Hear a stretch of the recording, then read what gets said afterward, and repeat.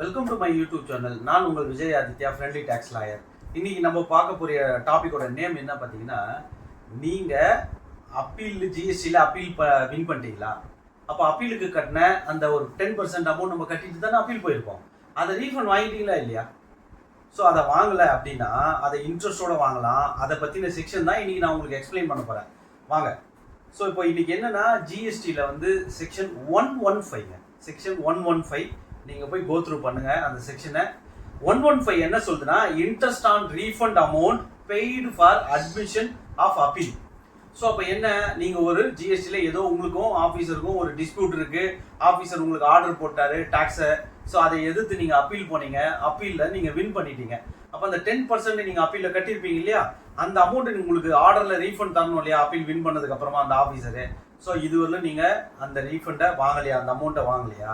அப்போது செக்ஷன் 56ல போட்டிருக்காங்க, notification number 13/2017 dated 28 June 2017ல கிளியராக கொடுத்துருக்காங்க.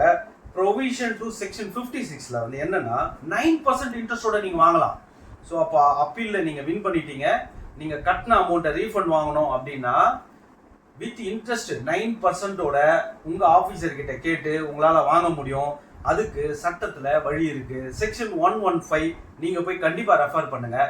இதுவரையிலும் யாரும் வாங்கலை அப்படின்னா இப்போவாவது வாங்க ட்ரை பண்ணுங்கள்.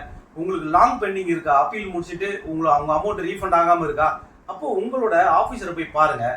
செக்ஷன் 115 பிரகாரம் எனக்கு இன்ட்ரெஸ்டோட கொடுங்க அப்படின்னு சொல்லி ஒரு பெட்டிஷன் கொடுங்க. 9% உங்களுக்கு இன்ட்ரெஸ்ட் கிடைக்கும்.